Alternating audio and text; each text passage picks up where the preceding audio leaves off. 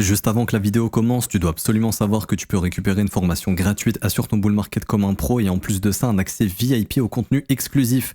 Défile dans la description de cette vidéo, clique sur le premier lien juste ici, clique sur obtenir gratuitement, remplis ce formulaire, trade sur notre plateforme partenaire BitGet et obtiens le contenu VIP qui te permettra de trader à mes côtés en suivant mes stratégies et un accès VIP sur mon Discord. Également, tu recevras automatiquement mon top 5 altcoin pour 2024. Tu peux retrouver une vidéo qui t'explique tout dans la description. Juste ici, bon visionnage. Bonjour à tous, j'espère que vous allez bien. On se retrouve pour le brief du mardi 14 mai 2024. On se fera un point Bitcoin, Ethereum et en commentaire, vous avez choisi d'analyser d'autres. Aujourd'hui, je remets du coup en jeu BNB contre Toncoin. Je ne l'ai jamais analysé, je crois, celui-ci, ou peut-être une fois. Donc si jamais ça vous intéresse, n'hésitez pas à me dire entre TON et BNB, le gagnant, je l'analyserai demain matin. Alors du coup, le BTC qui est en train de consolider avant l'annonce des news echo, on va en reparler aujourd'hui, pas vraiment news echo, mais surtout le speech de Powell ce soir, à 16h cet après-midi. Ça va être assez intéressant, les marchés risquent de bouger, on risque d'aller secouer un petit peu dans tous les sens, essayer de choper le maximum de stop et de liquidation. Donc faites assez attention, on verra toujours si le discours est toujours le même. En gros, ils ont réduit un petit peu le QT, ce qui est plutôt positif pour les assets à risque, ou est-ce que cette fois-ci, il va avoir un discours plutôt assez agressif dans le sens où, non, l'inflation, ça va pas, on va surveiller l'inflation, si c'est pas bon, on n'augmentera pas les taux, etc. Enfin, on baissera pas les taux, ce qui est un peu le discours actuel, mais un peu déguisé avec un rachat de bonds, donc on est en mode, on va réimprimer de l'argent bientôt. Et du coup, demain, c'est pour moi la news la plus importante, c'est le CPI, on a un consensus à 3.4. On avait un CPI précédent en 3.5. Ce qui va être intéressant, c'est de voir si le CPI va augmenter ou non. Si on est au-dessus du consensus et au-dessus du résultat précédent, ça, le marché peut ne pas trop apprécier parce que ça voudrait dire que l'inflation baisse pas en fait. Et que, voire pire, elle peut même se mettre à réaugmenter. Et si elle réaugmente, ça voudrait dire que la Fed ne baissera pas les taux tout de suite. Et on avait pricé peut-être 2-3 baisses de taux cette année. Si l'inflation continue de monter, peut-être qu'on aura 0 baisse de taux cette année. Et ça, le marché l'a pas pricé. Et c'est ce qui fait justement que si le marché se met à pricer 0 baisse de taux, à voir si l'ancien discours de Powell qui était que on va réduire le QT. Donc pour ceux qui savent pas, le QT, le QE, c'est quoi? Le QT, c'est quand on retire des liquidités de l'économie, quand on retire de la masse monétaire, on essaye de lutter contre l'inflation. Et quand on est en QE, on crée de la masse monétaire car y a pas trop d'inflation, il y a une économie qui tourne bien, etc., etc. Et donc bien sûr, quand on brûle entre guillemets, on retire de la masse monétaire, techniquement on lutte contre l'inflation, mais quand tu retires de la masse monétaire, tu freines la croissance de l'économie. Et donc ça, en théorie, c'est pas bon pour les assets à risque. Ok. Et là, le fait justement qu'on dise, ok, on va freiner le fait de brûler, de retirer de la masse monétaire. En théorie, c'est positif et le marché a bien apprécié, surtout le marché américain, qui, lorsque Powell avait annoncé ça, juste ici, je crois qu'on était quelque part par là. Ensuite, les marchés ont bien apprécié avec un bon rallye sur les assets à risque. Mais le marché crypto n'a pas encore suivi. Donc cet après-midi, attention, 16h, le discours. Et ça peut bouger un peu dans tous les sens. Maintenant, il y a des zones de stop évidentes que le marché a créées. Donc hier, je m'attendais pas forcément... Enfin si, je m'attendais à ce qu'on puisse avoir un mouvement haussier, mais je pensais qu'on allait d'abord venir récupérer les stops avant de le faire. On a laissé ces stops intacts. Donc, moyennement convaincu, dans le sens où ça aurait été mieux de faire, surtout que là il y avait beaucoup de stops qui sont accumulés depuis vendredi, de faire une petite mèche et là on y va. Comme ça, cette zone aurait été travaillée, il n'y a pas besoin d'y revenir. Le problème de laisser une zone aussi intacte comme celle-ci, c'est que le marché va probablement y revenir. Quand impossible de savoir, ça peut être dans 3 semaines, 1 mois, avant on peut très bien aller à 70 000 $ par exemple, mais on finira par y revenir. Peut-être pour combler le dernier morceau d'imbalance qui nous manque, par exemple, vu qu'on est dans une semaine assez chargé parce qu'on a, comme je vous disais, le speech cet après-midi, demain le CPI, la semaine prochaine on aura soit le refus ou l'approbation des ETF Ethereum, donc on va vraiment avoir 2 semaines pas mal volatiles, je pense, qui peuvent bouger un peu dans tous les marchés, vont bouger dans tous les sens probablement, et donc peut-être qu'on garde justement cette zone sur un éventuel refus d'ETF d'Ethereum où tout le monde panique, et voilà, c'est une bonne zone de buy de dip, et là c'est bon, on n'en parle plus, et enfin on retournera sur du flux haussier potentiellement. Maintenant, moi, ce que je vous invite à surveiller pour aujourd'hui et au niveau du speech de Powell, c'est très simple, c'est d'identifier les zones de liquidité les plus proches de nous. C'est-à-dire, là, il y a clairement sommet. Ça, c'est pas anodin que le marché soit pas venu hier chasser les stops. On aurait très bien pu y venir. Non, ça, pour moi, on le garde. Soit pour le CPI de demain, soit pour le speech de Powell tout à l'heure. Très, très probablement. Et du coup, sur cette impulsion haussière, c'est bien, on voit des imbalances, etc. On a retracé tout le mouvement baissier. Toute l'imbalance baissière ici a été retravaillée, donc c'est plutôt cool. on a créé du coup une zone de stop complètement évidente également. Je pense que vous la voyez tous. Elle est juste ici. Bon, il y a celle que je vous ai montrée qui est là. Mais sur cette impulsion haussière, il y a celle-ci. Vous voyez, là, on est en train de consolider sous cette mèche. Donc, je pense qu'il y a un paquet de stops qui sont en train de se former et qu'on ira racheter dans les imbalances. Donc, moi, ce que je vais surveiller dans la matinée parce que là, on arrive à la fin de la session asiate. Ici, donc on a trouvé le lot de la session asiatique ici à 62 370. Par exemple, si quand la session de Londres commence, parce que hier quand la session de Londres a commencé, on a explosé littéralement, on est parti chercher tous les stops. Il y a des zones de stop évidentes ici au-dessus des 63 522 $ côté Bears.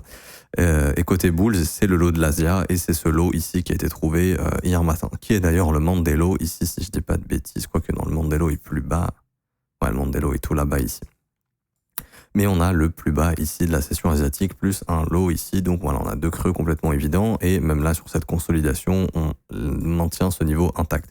Par exemple, si pendant la session de Londres, ici qui va commencer dans quelques heures, on vient récupérer ce plus bas ici, et que par exemple, il y a un signal de force, ça peut être de nouvelles imbalances, ça peut être par exemple la formation d'un breakout ici.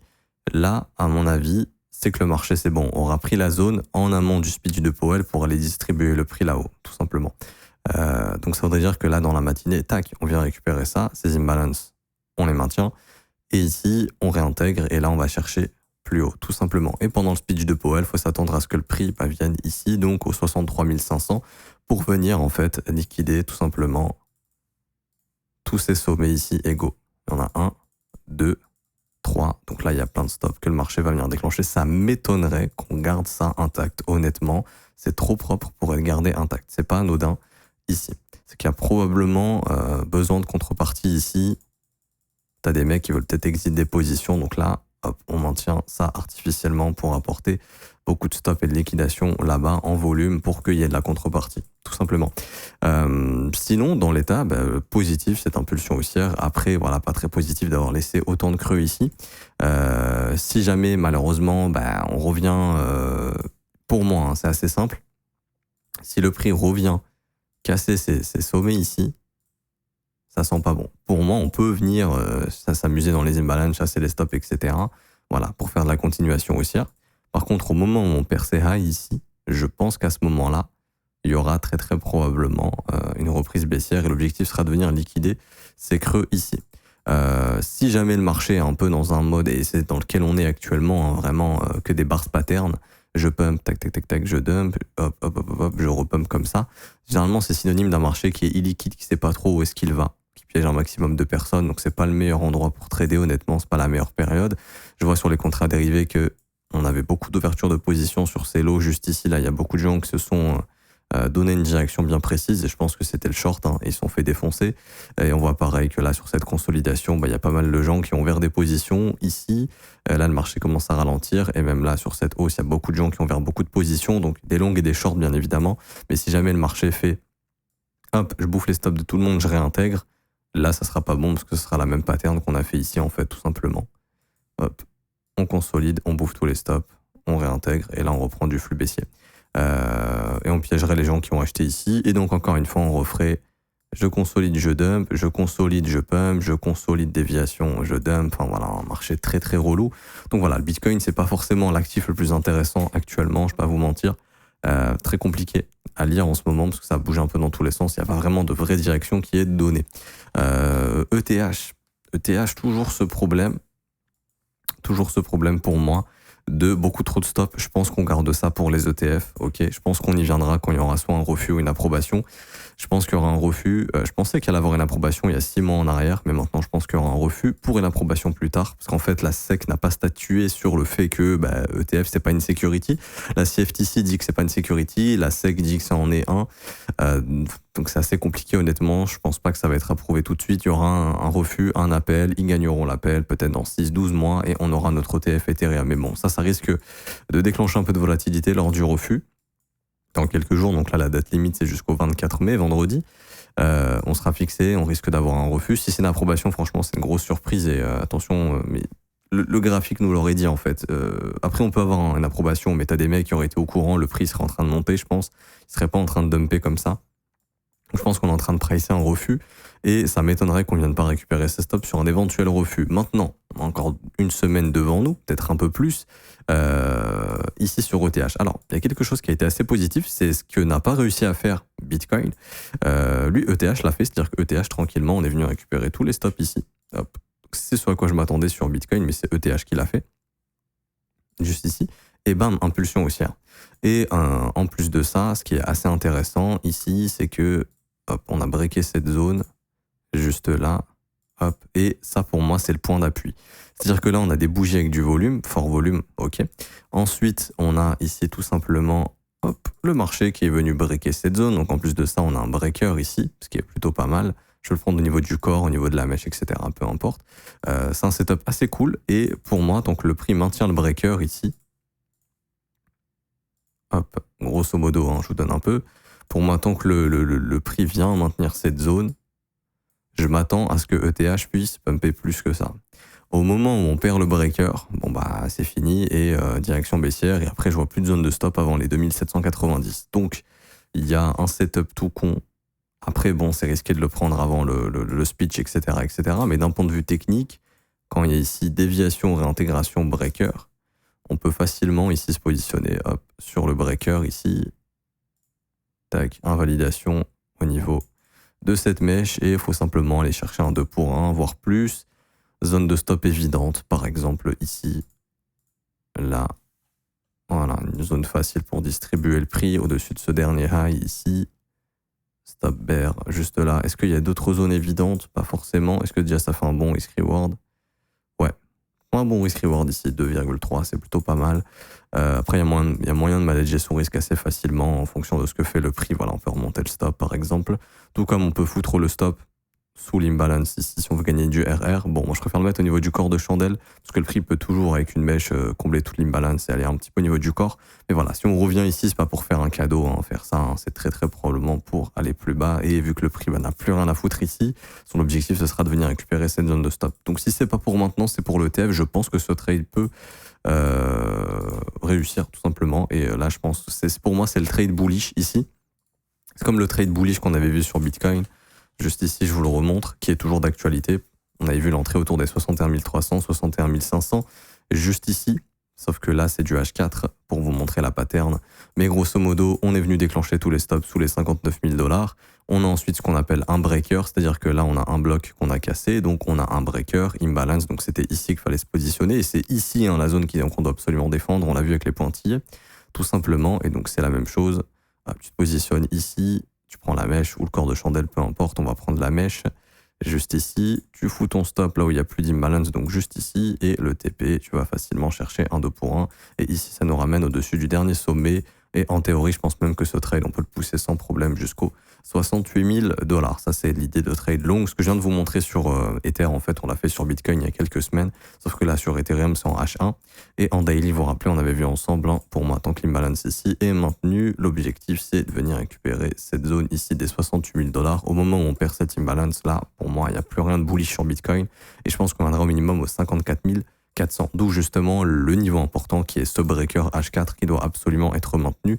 J'en ai parlé hier et pour l'instant il est parfaitement maintenu. On a bien réenclenché. Perdre cette zone serait vraiment pas positif. Tant qu'on la perd pas, je pense vraiment qu'on peut pousser plus haut. Pas plus de choses à dire pour Bitcoin, pas plus de choses à dire pour ETH. Et pour finir, alors Polkadot. Polkadot, déçu un peu de la performance, on va pas se mentir, qu'il a déclenché depuis le début du rallye en 2024, fin 2023, début 2024, surtout depuis qu'on a eu justement les rumeurs d'approbation d'ETF Ethereum. Le prix, on l'a ramené à l'endroit parfait pour se retourner, c'est-à-dire c'était ici, vous voyez tous les stops qu'on avait ici, en fait si vous voulez il y avait une petite trendline baissière qui se créait comme ça. Une fois que le marché est venu breaker la trendline ici, il est venu s'attaquer à toute la base de la trendline ici, et c'était la zone parfaite pour distribuer le prix, tout simplement, juste ici. Et depuis, on voit que le prix, il est en train de consolider, tout simplement. On retrace, on est venu chercher une zone de stop qui est complètement évidente juste ici. Ok, donc là, c'est une zone où Polkadot peut se reprendre. On voit que le prix il est en train de consolider, donc à voir si on arrivera à se reprendre ou non. Encore une fois, je le rappelle souvent, mais généralement, hein, les phases d'accumulation, ça peut se passer de cette façon, c'est-à-dire on consolide, comme ça, et à un moment donné, il y a un petit move qui vient prendre tous les stops et on part dans l'autre sens. Donc là, on consolide ici. Ce qui serait haussier, c'est de venir d'abord ici, réintégrer, et là, on revient dans l'autre sens, ok? Tout simplement. Ce qui serait baissier, bien évidemment, c'est de faire le contraire. C'est-à-dire, je viens d'abord m'occuper des stops au nord, je réintègre, et là, malheureusement, je fais une continuation baissière. Ça serait pas du tout bullish. Vous faites pas avoir, si on break ici, ça peut être intéressant de rentrer, ok? Mais il faut immédiatement invalider si le prix retourne sous les sommets. Ça sert à rien de rentrer de cette façon. J'achète le break et je mets mon stop ici. Non, parce que cette zone, elle est intacte. Si on réintègre, c'est pour aller chercher cette zone.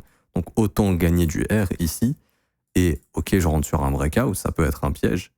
Mais, ok, je mets mon stop au niveau, s'il y a une intégration des sommets, par exemple, ça pourrait donner ça. Hop. Voilà. Vite, vous avez un RR beaucoup plus intéressant. Et même si le marché relance une phase haussière pour aller déclencher un nouveau sommet, c'est beaucoup plus intéressant ce trade que l'autre, ok? Mais voilà, dans l'idéal, si vous êtes bullish, le mieux ce serait de voir ça, tout simplement. C'est une phase d'accumulation classique. On consolide, on bouffe les stops, on réintègre. Voilà, tout le monde vend ici, on prend les stops de tout le monde et là, on y retourne. C'est vraiment basique. Bah, par exemple, je sais pas, enfin la pattern, on peut la trouver. Voilà, par exemple, je la trouve directement ici, la pattern. Regardez l'arnaque. On vient, on consolide, on bouffe les stops de tout le monde et bam, on va casser dans l'autre sens ici. Et on a du coup l'expansion haussière. Franchement, c'est basique, on voit ça tout le temps quasiment, ça fonctionne super bien. Je pourrais même vous la trouver autre part, même sur une distribution éventuellement. Je sais pas, si je passe en daily, on pourrait probablement en trouver une. Bah ici, par exemple, voilà, ça chasse un petit peu dans les deux sens, mais voilà, prise des stops, breakout, ce serait pas très positif d'aller récupérer les sommets. Il faut d'abord venir récupérer les creux, faire une cassure, réintégrer et ensuite aller bouffer les sommets. Si jamais c'est pas le cas, vous voyez en plus ici il y a une imbalance weekly que le prix est en train de maintenir, c'est pas anodin. Si on perd cette imbalance weekly, franchement je vois plus grand chose sur le prix pour être honnête avec vous. Prochaine zone d'intérêt pour moi ça serait les 4,15$, hein, 4$. Donc ouais, si malheureusement on fait la distribution, DOT peut très bien se diriger vers les 4$. Le problème de DOT aussi c'est que on ait laissé cette zone complètement intacte. Ça aurait été bien de prendre le lot de 2020 et que le lot de 2023 soit notre plus bas définitif. Donc il y a un monde dans lequel on ne sait pas. DOT, il réagit pas là dans cette imbalance mensuelle, 5,30$, 4,60$, et il fait une dernière phase de capitulation sous tous les stops. Et là on récupère tous les stops, et là c'est bon. On aurait de quoi former un bottom définitif. À l'instant T, je me dis que ce scénario n'est pas le plus probable. Qu'est-ce qui justifierait une chute du prix de 47%? Est-ce que les refus de l'ETF d'Ethereum vont redéclencher beaucoup de flux baissiers sur le marché crypto au cours de l'été, un peu en mode panique? Peut-être. Je me rappelle qu'on a posé le bottom l'été dernier avec la SEC qui avait statué beaucoup de crypto-monnaies en tant que security. Et plein de coins avaient été retirés de Robinhood, etc. Donc voilà, ça pourrait justifier de la panique. Après, encore une fois, ça c'est vraiment s'il y a un move panique, il y a quelque chose qui se passe sur les marchés. Mais à ce moment-là, oui, pourquoi pas aller sous les 3,50 si jamais il y a Black Swan ou peu importe, vraiment reprise de flux baissier à cause des ETF Ethereum qui seraient refusés, etc. Pas mal d'institutions qui retirent leur exposition au marché crypto et qui du coup vendent leurs altcoins, etc. Ou peut-être cet été un rebond, enfin un marché américain par exemple qui retracera, peut-être c'est pas impossible, hein, que le marché US par exemple se mette à retracer cet été, on peut pas savoir de quoi sera fait l'avenir, et peut-être que cet éventuel retracement, bien qu'il ne soit pas forcément très profond, hein, imaginons que là le marché US monte, mais le marché crypto a du mal, et puis que cet été, voilà, le marché US se mette à retracer, bah, sur une éventuelle baisse comme ça, peut-être avoir de la pression sur le marché crypto, et à ce moment-là, ça pourrait justifier le fait qu'on ait des altcoins qui puissent faire des all-time lows, tout simplement, ce qui serait le cas de Polkadot. Mais à l'instant T, personnellement, je trouverais le scénario le plus réaliste celui-ci. Tac, ETF refusé, ok, ah merde, tout le monde panique, ok, on réintègre, ah merci, au revoir, et là tout le monde est bearish parce que tout le monde a vendu ici, tout le monde ne comprend pas pourquoi ça monte alors qu'on a eu le refus des ETF. Mais n'oubliez pas qu'une fois qu'on aura pricé le refus des ETF, on va pricer une éventuelle approbation, puisque s'il y a un appel qui est fait, au moment où l'appel sera fait, les intervenants du marché vont se mettre à pricer une éventuelle approbation de ce refus, ok? Donc de ce rejet. Donc automatiquement, bah, les prix vont remonter très très probablement. Après, pas toutes les crypto-monnaies, ça sera plutôt accentué sur Ethereum.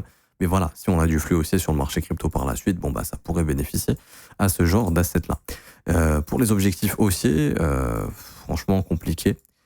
Cette zone a été travaillée. Bon, il manque des petites imbalances. C'est ce qu'en mensuel, on a des gros morceaux qui attendent d'être travaillés. Ça, on y est déjà revenu. Ici, ouais, il manquerait un niveau ici autour des $30 sur DOT. Bon, est-ce qu'on y viendra? Faut voir, c'est une petite imbalance mensuelle. Maintenant, au niveau des niveaux sur lesquels on peut potentiellement revenir, bah moi, c'est simplement les swing high, hein. essayer de déloger ces sommets ici, sinon je vois pas grand chose honnêtement, par les petites imbalances weekly qui traînent. Donc ce serait autour des 24 $, 33 $, et puis pourquoi pas un nouvel ATH si jamais. Ça faudra voir. Après, en termes de retracement, déjà revenir à 38,2 serait pas mal. Ouais, c'est autour de ce sommet à 24 $. Si jamais il n'y a pas d'ATH, je pense qu'on stoppera autour des 24, 27 $, quelque chose comme ça. Du coup, je m'arrête ici pour aujourd'hui. J'espère que ça vous aura plu. Si c'est le cas, n'hésitez pas à laisser un petit pouce bleu, vous abonner si ce n'est pas déjà fait. Vous avez en commentaire épinglé un lien qui vous attend. Tous les liens utiles concernant mon contenu. Il y a une formation gratuite et le VIP gratuit qui vous attend. Donc vous cliquez sur le lien, ça va vous ramener ici. Vous cliquez sur 100% gratuit, formation e-VIP. Vous remplissez le petit formulaire, il y en a pour 1 minute, donc vous suivez les étapes, juste ici, c'est écrit. Une fois que c'est fait, ça, vous aurez accès à la formation dans votre boîte mail. Et en plus de ça, vous avez une vidéo qui vous explique comment rejoindre le VIP gratuitement. Vous cliquez, c'est une vidéo YouTube qui s'ouvre et je vous explique tout. Ok. Le VIP, c'est simple, c'est un suivi en direct dans le Discord des Market Review tous les jours. Bientôt, quelque chose qui arrive de très très big. On finit de bosser dessus. Et également du suivi de trade, etc. Et de la pédagogie. On vous forme gratuitement dans le VIP. Tout simplement. Et il y a aussi des canaux de discussion, etc. etc. Et pour ceux qui veulent rejoindre l'école et se former à mes côtés quotidiennement, donc là après je vais faire un brief privé avec les élèves, on va essayer de trouver des opportunités, on va analyser les marchés ensemble, on va parler un peu macro, etc. Et quels seraient les plans en amont justement du début de la session de London, parce que ça va commencer quand on va lancer le brief.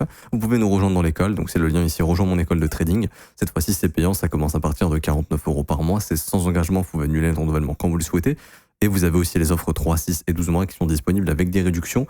Vous avez accès au brief privé tous les jours du lundi au vendredi, qui ne sont pas disponibles sur YouTube publiquement. Et en plus de ça, vous avez accès à la formation de 19h, cours vidéo, écrit, exercice, examen. Et c'est une formation où dedans on apprend analyse technique, order flow, analyse fondamentale, psychologie des marchés, développer votre profil et créer votre propre plan et vos propres stratégies.